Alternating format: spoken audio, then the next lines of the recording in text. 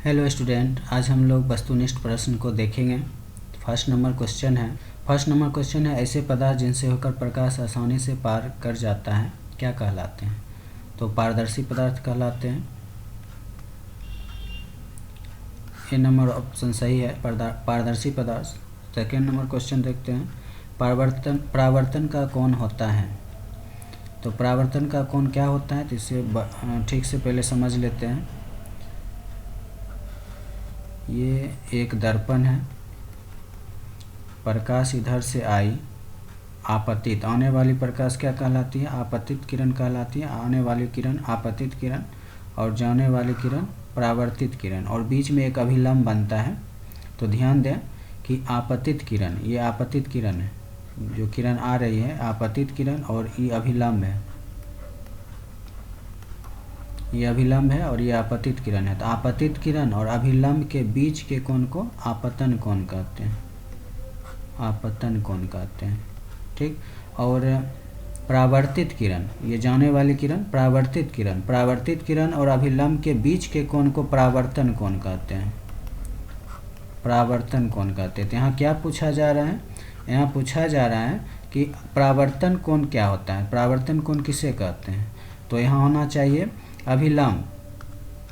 अभिलंब और परावर्तित किरण और अभिलंब के बीच का कोण होना चाहिए।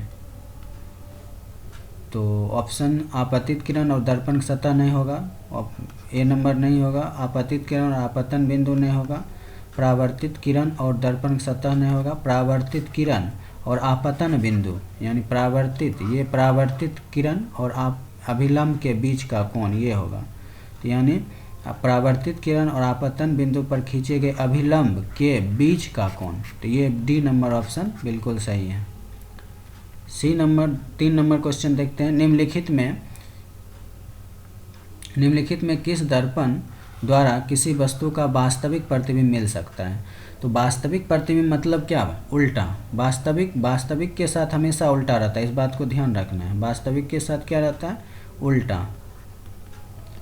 वास्तविक के साथ उल्टा रहता है।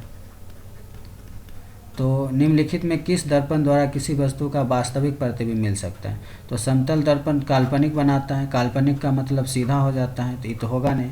अवतल दर्पण सभी प्रकार का प्रतिबिंब बनाता है, उल्टा, सीधा, वस्तु के बराबर। तो और उत्तल दर्पण जो है हमेशा सीधा ही बनाता है। तो समतल भी सीधा बना रहा है, उत्तल भी हमेशा सीधा ही बनाता है। तो एक बच गया क्या? तो बी नंबर ऑप्शन बिल्कुल सही है कि अवतल दर्पण जो है वह वस्तु का वास्तविक प्रतिबिंब बनाता है। वास्तविक मतलब उल्टा प्रतिबिंब बनाता है, क्योंकि समतल काल्पनिक बनाता है, काल्पनिक के साथ हमेशा सीधा आता है। उत्तल तो भी हमेशा सीधा ही बनाता है। तो वास्तविक कौन बनाएगा? तो अवतल दर्पण बनाएगा। तो इसको याद रखना है। 4 नंबर क्वेश्चन है, निम्नलिखित में किस दर्पण द्वारा किसी वस्तु का आभासी प्रतिबिंब प्राप्त किया जा सकता है? आभासी फिर आया। आभासी का मतलब क्या? काल्पनिक। आभासी को ही हम काल्पनिक कहते हैं, या हम आभासी बोले या काल्पनिक बोले या फिर सीधा बोले, तीनों बात एक ही है। आभासी काल्पनिक के साथ क्या आता है? सीधा। तो सीधा प्रतिबिंब कौन बनाता है? उत्तल दर्पण बनाता है, समतल दर्पण बनाता है और अवतल दर्पण भी बनाता है। अवतल ऐसा दर्पण है जो सब प्रकार प्रतिबिंब बनाएगा, सीधा, उल्टा और वस्तु के बराबर। इसलिए तीनों प्रतिबिंब सीधा प्रतिबिंब बनाएगा। तो इस प्रकार डी नंबर ऑप्शन सही है कि इन तीनों प्रकार के दर्पणों द्वारा जो है प्रतिबिंब क्या होगा? सीधा बनेगा, यानी आभासी प्रतिबिंब बनेगा। तो डी नंबर ऑप्शन सही है। अब आते हैं 5th नंबर क्वेश्चन में, वस्तु से छोटा क्या होना चाहिए? वस्तु से छोटा होना चाहिए और सीधा होना चाहिए। आभासी मतलब सीधा, ठीक। आभासी मतलब काल्पनिक, और काल्पनिक के साथ क्या रहता है? सीधा। और वास्तविक के साथ क्या रहता है? उल्टा। तो वस्तु से छोटा होना चाहिए और आभासी होना चाहिए। तो ये जो प्रतिबिंब है ये सिर्फ उत्तल दर्पण बना सकता है। जैसा कि हम बाइक में दर्पण जो रहता है लगा हुआ, उसमें अगर चेहरा देखेंगे तो छोटा प्रतिबिंब नज़र आएगा और वो सीधा होता है। तो डी नंबर ऑप्शन सही है। उत्तल दर्पण जो है वस्तु का छोटा और आभासी प्रतिबिंब बनाता है। आभासी मतलब सीधा। 6 नंबर क्वेश्चन है, निम्नलिखित में किसके द्वारा एक बिंदु स्रोत से समांतर किरण पुंज निकल सकता है? तो समांतर किरण पुंज निकालने वाला अवतल दर्पण होता है। मान लेते हैं ये अवतल दर्पण है, और जब इस पर सूर्य की किरणें आती हैं, जब सूर्य की किरणें आएगी तब सब सिमट के एक बिंदु केंद्रित हो जाएगी। लेकिन ये अवतल दर्पण है, ये आने वाला न है, जब सूर्य से प्रकाश आ रही है तब एक बिंदु पर सिमटेगी, लेकिन जब खुद अवतल दर्पण से जब प्रकाश निकलेगा तब समांतर रूप में निकलेगा, समांतर रूप में। तो इसमें हो जाएगा अवतल दर्पण आंसर। इसीलिए अवतल दर्पण का उपयोग गाड़ी के हेडलाइट में किया जाता है, क्योंकि इससे समांतर प्रकाश किरणें निकलती है जो काफ़ी दूर तक के क्षेत्र को प्रकाशित करती है और अगल बगल के क्षेत्र को भी प्रकाशित करती है। इसीलिए चलिए 7 नंबर क्वेश्चन देखिए। 7 नंबर क्वेश्चन है, कहाँ पर स्थित होने पर वस्तु का प्रतिबिंब अवतल दर्पण के फोकस पर बनता है? तो आइए इसके लिए हम एक ग्राफ खींचते हैं। मान लेते हैं ये प्रधान अक्ष है, ये दर्पण है, और बोला है कि कहाँ पर स्थित होने से, तो हम शॉर्ट में खींच लेते हैं। यहाँ पर C होता है और यहाँ पर F होता है, बीच में एक लाइन होता है, एक लाइन यहाँ होता है। यहाँ 1 number, 2 number, 3 number, 4 number, 5 number, और गिनती फिर यहाँ से 1 number, 2 number, 3 number, 4 number, 5 number, और पीछे चला जाता है 6 नंबर। तो यहाँ पर बोल रहा है कि कहाँ पर स्थित होने से वस्तु का प्रतिबिंब अवतल दर्पण के फोकस पर बनता है। तो प्रतिबिंब कहाँ बनना चाहिए? फोकस पर, यानी 1 नंबर यहाँ पर बनना चाहिए। क्या चीज़? प्रतिबिंब। अगर यहाँ पर प्रतिबिंब बन रहा है तो फिर हम 1 नंबर खोजेंगे ना वस्तु, यानी ये 1 नंबर का ये प्रतिबिंब है, तो 1 नंबर यहाँ है, तो यानी वस्तु कहाँ है? अनंत पर। वस्तु कहाँ है? अनंत पर। तो वस्तु अनंत पर अगर हम रखते हैं तो प्रतिबिंब कहाँ बनता है? फोकस पर। यानी 1 नंबर पर अगर वस्तु रखेंगे तो यहाँ 1 नंबर पर क्या बनेगा? प्रतिबिंब बनेगा। यानी वस्तु कहाँ रखा गया है? अनंत पर रखा गया है, यहाँ पे अनंत 1 नंबर पर रखा गया है। आगे है, अवतल दर्पण की फोकस दूरी उसकी वक्रता त्रिज्या की आधी होती है। तो इस पर तो क्वेश्चन भी प्रूव होता है, F बराबर r/2, F बराबर r/2। तो फोकस दूरी जो है वो वक्रता त्रिज्या की आधी होती है। नेक्स्ट क्वेश्चन है, एक अवतल दर्पण में वस्तु की स्थिति फोकस और ध्रुव के बीच में हो तो प्रतिबिंब कहाँ बनेगा? तो जस्ट अभी पीछे देख लेते हैं, ग्राफ बना हुआ है, कहाँ प्रतिबिंब होना चाहिए। तो यहाँ कह रहा है कि वस्तु जो है फोकस और ध्रुव के बीच में होना चाहिए। तो फोकस यहाँ है, फोकस यहाँ है, और यहाँ ध्रुव होता है बीच में, यहाँ ध्रुव। तो फोकस और ध्रुव के बीच में, फोकस और ध्रुव के बीच में, तो 1 2 3 4 5 और यहाँ हो जाएगा 6 नंबर, ठीक ना। तो अगर फोकस और ध्रुव के बीच में, अगर फोकस और ध्रुव के बीच में वस्तु को रखा जाए यानी 6 नंबर, तो 6 नंबर अगर वस्तु रखेंगे तो हम फिर 6 नंबर खोजेंगे। तो 6 नंबर कहाँ है? पीछे, यानी दर्पण के पीछे। तो प्रतिबिंब जो बनेगा वो सीधा बनेगा, ठीक, और दर्पण के पीछे बनेगा। तो ऑप्शन देख लेते हैं, वास्तविक बड़ा, वास्तविक छोटा। तो वास्तविक तो होगा नहीं, क्योंकि वास्तविक साथ उल्टा हो जाता है, तो उल्टा था नहीं, प्रतिबिंब जो है वो सीधा बन रहा है। आभासी, आभासी और बड़ा, आभासी और छोटा, तो ये बनेगा आभासी। आभासी मतलब सीधा, तो सीधा बन रहा है। नीचे जितना भी प्रतिबिंब बनता है सब उल्टा बनता है, ऊपर जो बनता है वो सीधा होता है, और सीधा मतलब आभासी। आभासी बनेगा और बड़ा बनेगा, दर्पण के पीछे प्रतिबिंब बड़ा बनता है। तो C नंबर ऑप्शन सही है। 10 नंबर क्वेश्चन है, किसी अवतल दर्पण द्वारा आभासी, सीधा और आवर्धित, आवर्धित मतलब बड़ा, यानी आभासी बना रहा है, सीधा बना रहा है, आवर्धित बना रहा है। प्रतिबिंब तब बनता है जब वस्तु की स्थिति कैसी हो। वस्तु कहाँ पे रखेंगे? वस्तु कहाँ पर रखेंगे कि प्रतिबिंब सीधा भी हो और बड़ा भी हो? तो वक्रता केंद्र पर अगर रखेंगे, अगर वस्तु को हम कहाँ रख दें? वक्रता केंद्र पर रख दें, तो वक्रता केंद्र पर रखने पर वक्रता केंद्र पर ही बन जाता है। जैसे यहाँ पर जस्ट अभी देख लेते हैं, बना हुआ है वक्रता केंद्र, ये है 3 नंबर। अगर 3 नंबर पर वस्तु रखते हैं तो 3 नंबर पर ही बन जाएगा प्रतिबिंब। यानी C पर अगर वस्तु रखते हैं तो C पर ही प्रतिबिंब बनेगा, और जब प्रधान अक्ष पर बन जाए प्रतिबिंब तो वो वस्तु के बराबर बनता है। तो ये तो होगा नहीं, क्योंकि यहाँ बोल रहा है बड़ा होना चाहिए, तो 1 नंबर ऑप्शन नहीं होगा। वक्रता केंद्र से परे, यानी वक्रता केंद्र से परे बनेगा, ये भी नहीं हो सकता है। दर्पण के ध्रुव और फोकस के बीच में अगर वस्तु रखें तब कैसा बनेगा। दर्पण के ध्रुव और फोकस के बीच में रखेंगे तो अभी तो जस्ट 6 नंबर पर रखे थे। दर्पण के ध्रुव और फोकस के बीच में रखेंगे तो प्रतिबिंब जो होगा वो सीधा बनेगा, आवर्धित बनेगा। ठीक, सीधा बनेगा और आवर्धित बनेगा। तो ये ऑप्शन नंबर सी सही है।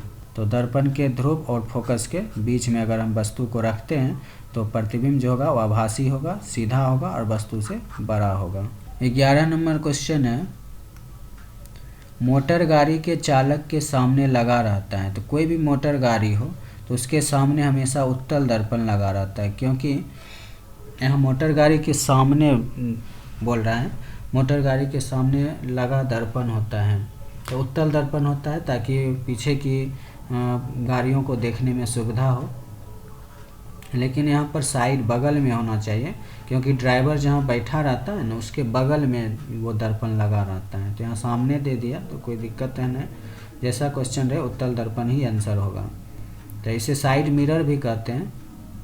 उत्तल दर्पण को जो कहते हैं वो साइड मिरर कहते हैं। साइड मिरर के रूप में यानी बगल में, बगल के आईने के रूप में उत्तल दर्पण का उपयोग किया जाता है, क्योंकि उत्तल दर्पण जो है काफ़ी विस्तृत क्षेत्र वाला होता है या काफ़ी दूर तक की वस्तुओं को छोटा और सीधा प्रतिबिंब बनाता है, इसलिए मोटर गाड़ी में साइड मिरर के रूप में इसका यूज किया जाता है। 12 नंबर क्वेश्चन है, उत्तल दर्पण द्वारा बना प्रतिबिंब होता है। तो उत्तल दर्पण जानते हैं कि उत्तल दर्पण छोटा बनाता है और सीधा प्रतिबिंब बनाता है, तो वास्तविक साथ उल्टा होता है। ये वास्तविक साथ सीधा कभी हो ही नहीं सकता, ये तो गलत है, ऑप्शन ही गलत है। तो डी नंबर होगा ही नहीं। काल्पनिक के साथ सीधा होता है, काल्पनिक साथ उल्टा कभी नहीं होता है, और वास्तविक के साथ उल्टा होता है। तो वास्तविक तो बनाएगा नहीं, क्योंकि उत्तल दर्पण हमेशा सीधा प्रतिबिंब बनाता है। तो ये बी नंबर ऑप्शन सही है, काल्पनिक और सीधा बनाता है, क्योंकि काल्पनिक के साथ ही सीधा आता है। तो बी नंबर ऑप्शन सही है, काल्पनिक और सीधा। 13 नंबर क्वेश्चन है, उत्तल दर्पण द्वारा बना प्रतिबिंब होता है। उत्तल दर्पण द्वारा बना प्रतिबिंब हमेशा सीधा ही होता है, हमेशा सीधा होता है, सीधा भी उल्टा नहीं, हमेशा सीधा होता है। ए नंबर ऑप्शन सही है, हमेशा सीधा।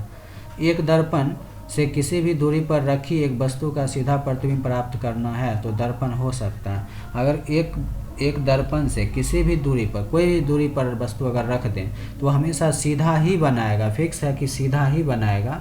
तो वो दर्पण दो ही हो सकता है, या तो समतल हो सकता है या तो उत्तल हो सकता है, क्योंकि अवतल कभी उल्टा भी बनाता है, कभी सीधा भी। अगर वस्तु का स्थिति बदल देते हैं तो अवतल दर्पण में उसका प्रतिबिंब का स्थिति भी बदल जाता है, कभी सीधा बनाएगा कभी उल्टा बनाएगा। लेकिन समतल और उत्तल ये दोनों दर्पण जो है वस्तु का हमेशा सीधा ही बनाएगा, चाहे वस्तु कहीं पर भी रखें वो सीधा ही प्रतिबिंब बनाएगा। इसलिए समतल अथवा उत्तल ये दोनों में कोई भी हो सकता है। सी नंबर ऑप्शन बिल्कुल सही है। आइए 15 नंबर क्वेश्चन है, संबंध f बराबर r/2 सत्य है। किसके लिए सत्य है? तो f बराबर r/2 जो सत्य है वो सत्य है उत्तल और अवतल दोनों दर्पणों के लिए। ये दोनों दर्पण में प्रूव किया जाता है f बराबर r/2, दोनों दर्पण के लिए ये सत्य है।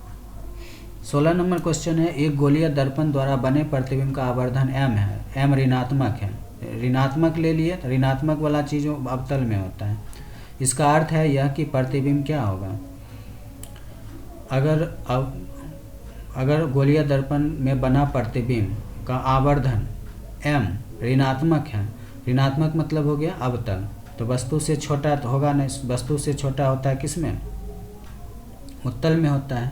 वस्तु से बड़ा भी इसमें नहीं होगा, सीधा भी नहीं होगा और उल्टा, यानी ऋणात्मक दिखा रहा है कि ये क्या है, अवतल दर्पण है। अवतल दर्पण माइनस ऋणात्मक मतलब ही होता है अवतल, अवतल में उल्टा ही प्रतिबिंब बनता है ज़्यादातर, तो यहाँ उल्टा हो जाएगा। एक गोलीय दर्पण द्वारा बने प्रतिबिंब का आवर्धन m ऋणात्मक है, तो इसका अर्थ यह है कि प्रतिबिंब क्या है, उल्टा है। ऋणात्मक का मतलब ही उल्टा होता है। उत्तल दर्पण में जो होता है ना, प्रतिबिंब अगर उल्टा है तो सब नीचे बनेगा, नीचे का मतलब माइनस, यहाँ पर माइनस दिखाया जाता है, चाहे इधर रहे या इधर रहे। और सीधा बनेगा तो इधर बनेगा, दर्पण के पीछे बनेगा या दर्पण पीछे सीधा बनेगा। सीधा बनेगा तो वो पॉजिटिव हो जाएगा, तो यानी ऋणात्मक है, इसका मतलब प्रतिबिंब क्या बन रहा है, उल्टा बन रहा है। क्योंकि ऋणात्मक तो या तो इधर होगा या तो इधर होगा, तो ऋणात्मक इसी पार्ट में आता है, तो नीचे प्रतिबिंब बना मतलब वो उल्टा बना, प्रतिबिंब उल्टा बनेगा तभी क्या बनेगा, वो ऋणात्मक कहलाएगा।